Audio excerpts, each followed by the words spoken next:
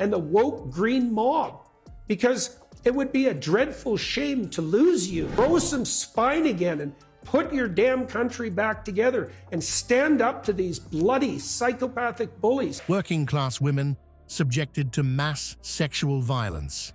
A woke green mob running amok. The UK's proud history being systematically dismantled. These aren't plot points from a dystopian novel. They're Jordan Peterson's observations on modern Britain. Before we move on, I'd like to ask you a small favor. If you appreciate this content, please take a second to like this video and subscribe to the channel. Over 98% of you watch the videos without subscribing. It costs you nothing, but it makes a huge difference to us. So, did you click the subscribe button? Great. Thank you so much. Now, back to the video. In a live interview that's got everyone talking, Peterson laid out his case for why the UK is in a sickening state. But are his criticisms fair? Or is this just another controversial take from the outspoken professor? The most likely outcome is this is all going to be dumped on Pierre Poilievre, and he's going to have to take the hit for it. What did he say? I interviewed him last week. And the woke green mob, because it would be a dreadful shame to lose you. As we dive deeper into Jordan Peterson's critique of the UK's current state, we uncover a troubling narrative of erosion. Peterson, known for his uncompromising views, paints a picture of a nation that's losing touch with its historical significance. He argues that the UK's contributions to civilization, particularly in establishing common law and decent governance, are being systematically undermined by its current leadership. But what exactly does Peterson mean by this? Let's break it down. The UK has long been regarded as a beacon of democracy and fair governance, not just within its own borders, but across the globe. Its legal system and governmental structures have been emulated by nations worldwide, including India. This, Peterson argues, is a foundational debt that the world owes to the UK. However, Peterson doesn't mince words when it comes to the current leadership.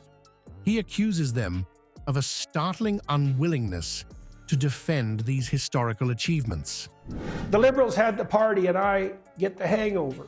And it's like, yeah, well, he'll get the hangover all right, get blamed for it all, and grow some spine again and put your damn country back together and stand up to these bloody psychopathic bullies. It's as if they're ashamed of their own heritage, he suggests. But why? Is it a lack of political courage or something more insidious? Peterson points his finger squarely at political correctness. According to him, this modern obsession with avoiding offense has compromised British institutions to their core. It's created a culture where uncomfortable truths are swept under the rug, leading to a systemic failure to address serious societal issues. And the consequences, they're far more tragic than mere political posturing. It is this shallowness, this shallow self-serving narcissism that characterizes so much of the elite class. It's so demoralizing. It's almost unspeakable. We all pray, hope and pray. Peterson cites the mass sexual exploitation of working-class women as a prime example of what happens when a society becomes too afraid to confront difficult realities.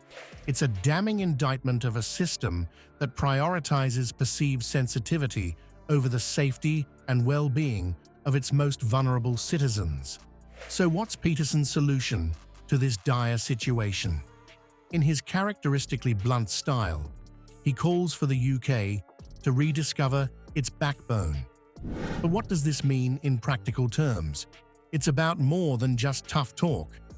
Peterson is advocating for a collective awakening, a return to the values that once made Britain a global leader.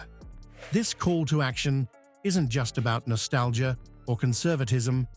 It's about recognizing that the erosion of traditional values and institutions has real-world consequences.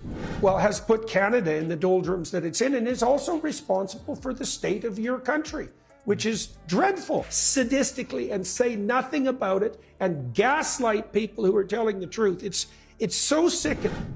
Peterson warns that failing to confront these uncomfortable truths could lead to a continued decline in British values and institutions, a prospect he describes as a dreadful shame.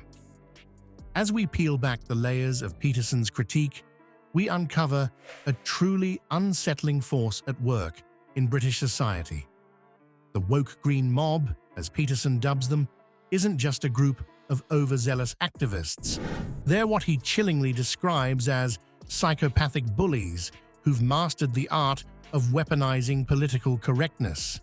But how have these individuals managed to amass so much power without most of us even noticing? How sad it is for us in Canada and in the United States to watch what you're doing to yourself. Weak political correctness that's gone so far that you can allow your working class women to be raped en masse. It's a question that should keep us up at night. Peterson argues that these groups have perfected the art of systematic gaslighting, particularly when it comes to silencing those who dare to speak out against injustices. The working class women victimized in grooming gang cases. Their voices have been effectively muzzled by this pervasive culture of fear and compliance. Let's take a moment to consider the real-world implications of this phenomenon. We're not just talking about Twitter spats or campus debates here.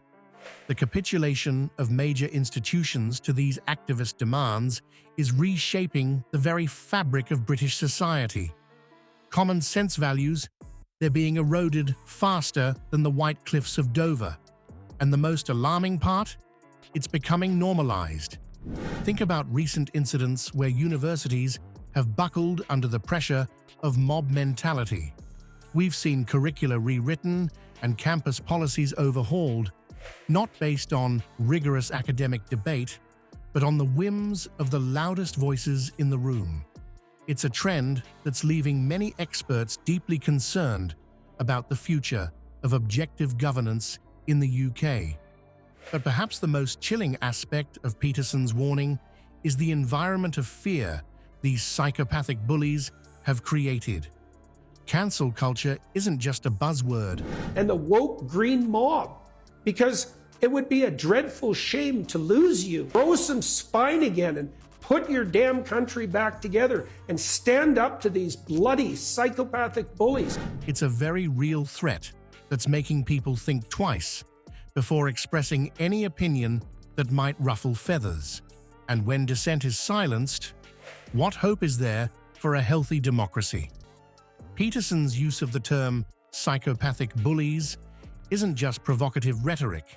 It's a stark warning about the tactics these groups employ. They're not interested in dialogue or compromise. Their goal, as Peterson sees it, is nothing short of reshaping British society in their image. Consequences be damned. As Jordan Peterson's interview draws to a close, he leaves us with a stark warning. Britain is teetering on the brink of a precipice. The path ahead is fraught with challenges, but it's not without hope. Such an immense debt, and to watch you guys like spiral yourselves into the ground for this idiot, how much the world owes the UK in terms of, say, the establishment of common law and decent government everywhere. Peterson argues that the nation's future hinges on its willingness to confront uncomfortable truths head-on. It's a call to action that's bound to ruffle some feathers, but isn't that precisely the point? The erosion of British values, Peterson contends, isn't just a symptom of weak leadership. It's a consequence of a society paralyzed by political correctness. But here's the kicker. This isn't just about preserving tradition for tradition's sake. It's about the very survival of the institutions that have made Britain a beacon of democracy and fair governance for centuries. So, what's the prescription for this national malaise? According to Peterson, it's time for Britain to grow a backbone. But will the nation heed this call to action, or continue down the path of least resistance. The stakes couldn't be higher, and the clock is ticking.